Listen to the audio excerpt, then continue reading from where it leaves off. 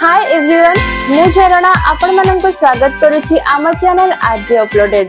आज मु आपण माननको सहित पीसीओडी रो किछटा सॉल्यूशन देबी जोथरे कि आपण जदी किछटा स्टेप को फॉलो करिवे ताले पीसीओडी जनित समस्या दे जदी आपण गति करूचंती ताले ए समस्या रो आपण मूलरो ही नाश करि परिबे। तेबे से स्टेप गुडी को कोन कोन चलंत स्टार्ट करिबा आज रो वीडियो रे। प्रथमे हमें जानि रखिबा दरकार कि पीसीओडी रो अर्थ कोन। पीसीओडी रो अर्थ हैला पॉलिसिस्टिक ओवेरियन डिजीज, माने एटा गोटे ओवरी रो डिजीज। ओवरी रे बहुत सारा एग बनी थाए। आपण माने ते कथा जानिथिबे ओवरी माने अंडाशय। अंडाशय रे अंडाटी गोटे नारी रो शरीर रे गोटे टाइम रे रिलीज हेई थाए। किंतु जदी आपण पीसीओडी जनित समस्या दे जाउथिबे सेते बेले बहुत सारा छोट छोट सिस्ट आकार रे गंठी आकार रे बनिबे। को गोटे भी एग बा को गोटे भी फॉलिकल रे थिबा एग मैच्योर हबो नाही बा सेटा रिलीज हबो नाही, जोथि पई कि गोटे नारीटी गर्भधारण करिबारे असमर्थ हेई थाए। जेहेतु नारीर शरीर रे एग ते रिलीज हेई न थाए सेते बेले नारीर पीरियड इरेगुलर जनित समस्या देखिया को मिली थाए। सबु नारी मानकर ओवरी रु एस्ट्रोजन प्रोजेस्टेरोन आउ किछि मात्रा रे टेस्टोस्टेरोन हार्मोन रिलीज हेई थाए। किंतु जदि गोटे नारी पीसीओडी जनित समस्या दे गति करि थाए तेबे सेही नारीर टेस्टोस्टेरोन हार्मोन रो मात्रा बढ़ी जाय थाए। ए टेस्टोस्टेरोन हार्मोन टी पुरुष मानक क्षेत्र रे अधिक देखिया को मिली थाए। किंतु जदि नारीटी पीसीओडी जनित समस्या दे जाउथिबो तेबे सेही नारी केस रे टेस्टोस्टेरोन हार्मोन बढ़ी जिबा कारणरु सेही नारी मानकर फेस रे अनवांटेड हेयर्स इवन छाती रे हो किंबा जंघ रे हो बहुत सारा हेयर ग्रोथ करि थाए। एहा द्वारा से मानकर फेस बहुत ऑयली हे जाय थाए एवं पिंपल्स एक्नी ए सब समस्या दे से माने गति करंती। आ से मानकर मूल समस्याटी होची इनफर्टिलिटी।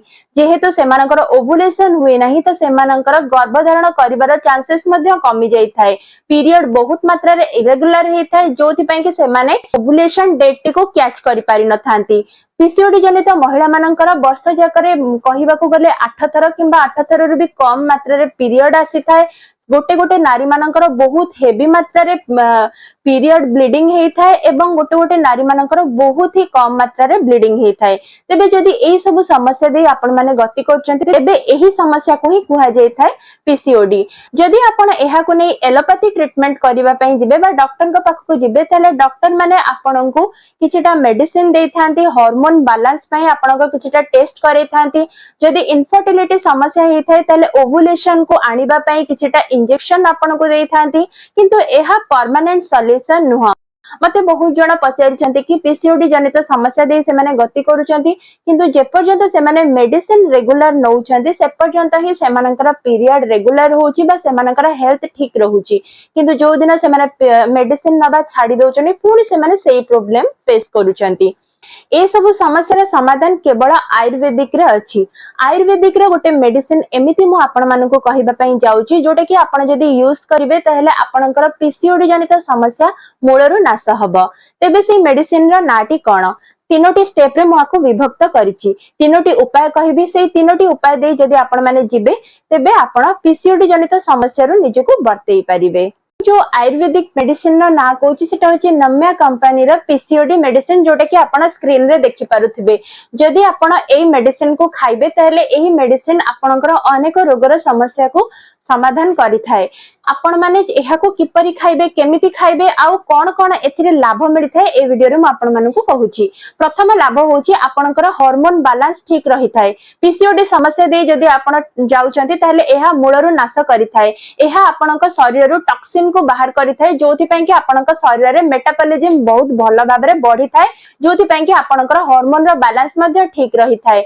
एहा खाइबा द्वारा आपणकर पीरियड जनित समस्या जदि आपण इरेगुलर पीरियड दे की गति करूचंती तहले एहा मध्य रेगुलर हेई जाय थाए। जो नारी मानकर ओवुलेशन ठीक टाइम रे हेई न थाए जदि एई मेडिसिन खांती तेबे से मानकर सठिक टाइम रे एग रिलीज हेई थाए और सठिक टाइम रे ओवुलेशन हेई थाए जोथि पई कि गोटे नारीटी गर्भधारण करिबारे सक्षम हेई थाए।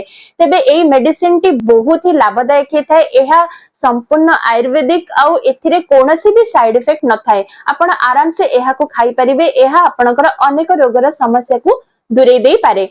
एहा को आपण किपरि खाइबे एहार खाइबार प्रणाली हला आपण ब्रेकफास्ट खाइ सारिबा परे आपण एहकु गोटे टैबलेट खाइबे एवं डिनर खाइ सारला परे आपण गोटे टैबलेट खाइबे। माने आपण दिनकु 2 थर ए टैबलेट खाइबे आफ्टर ब्रेकफास्ट एवं आफ्टर डिनर एहाको थरे लेखा खाइबे एवं एहाको 6 मास पर्यंत कंटिन्यू करंतु एहा आपनकर बहुत सारा समस्यार समाधान करई दबो पीसीओडी जनित समस्या को मूलरु नाश करि थाए एहा खाइबा सहित आपनको आउ गोटे टिप्स को भी फॉलो करिवार अछि सेटा होची एक्सरसाइज करिबा द्वारा आपनकर बॉडी रो वेट बहुत मात्रा रे कमी थाए साधारणतः जो नारी माने पीसीओडी समस्या दे गति करि थांती सेमानकर वेट बहुत मात्रा रे बढ़ी थाए जोथि पई कि सेमानकर हार्मोन रो बैलेंस बिगड़ी जाई थाए तेणु करी जदि आपण एक्सरसाइज जारी रखिबे ताले आपनकर वेट भी बहुत मात्रा रे कमिबो गोटे सर्वे रु धरा पड़ची जदि गोटे नारी 10% भी पीसीओडी जनित समस्या दे गति करतबा नारीटी जदि 10% भी वेट रिड्यूस करि देई थाए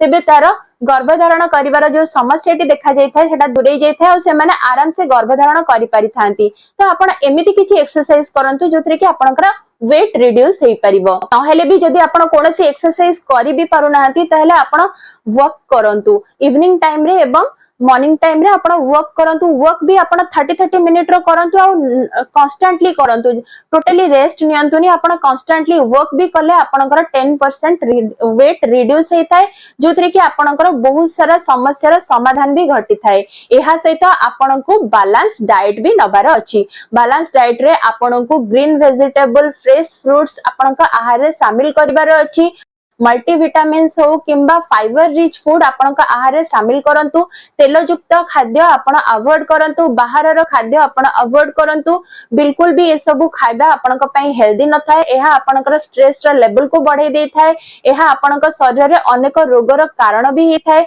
तो ए सब खाद्य को अवॉइड करंतु एक्सरसाइज करंतु एवं एहा सहित मु जो मेडिसिन आपनको कहली से मेडिसिन को भी आपण खाइ करी देखंतु विदिन 3 मंथ रे आपण रिजल्ट देखि परिबा आपण पीरियड रेगुलर हे जिवो फेस रे जदी एक्नी रही थिबो कि जहा भी थिबो एहा भी क्योर हे जिवो आ पीसीओडी जनित समस्या दे जदी आपण गति करथिबे एहा मूलरो नाश हे जिवो एहा सहित सबुठु इंपोर्टेंट हैला आपनको स्ट्रेस फ्री रहिबार अछि कोनोसी कथारे स्ट्रेस नेबे नाही जहा भी अछि तार उपाय बाहर करंतु केमती स्ट्रेस को दूरेबे तार उपाय बाहर करिया को चेष्टा करंतु एई एतिकिटा रूल फॉलो करंतु जदी एहा सत्य भी आपनकर किछि डाउट रहि जाउछि ताले मते कमेंट सेक्शन में कमेंट करि परिबे मु आपनका कमेंट रो उत्तर देबा पई चेष्टा करिबी आउ मो वीडियो जदी आपण मानको हेल्पफुल लागि थाए तने मोर वीडियो को गोटे लाइक करिवे शेयर करिवे ताकि जो महिला माने पीसीओडी जनित समस्या दे गति करछन्ती तांको ए वीडियोटी हेल्पफुल हेई परिबो मो चैनल को सब्सक्राइब करबा को बिल्कुल भी भूलिबेनी सब्सक्राइब साइड रे जो बेल आइकन अछि ताको मध्य प्रेस कर देबे तदर मोर समस्त वीडियो रो नोटिफिकेशन आपण माने पाई परिबे तबे आजि पई एतिकी पुणी देखा हबो आ एक नया इन्फॉर्मेटिव वीडियो से पर्यंत विदाय दियंतु राहिली नमस्कार।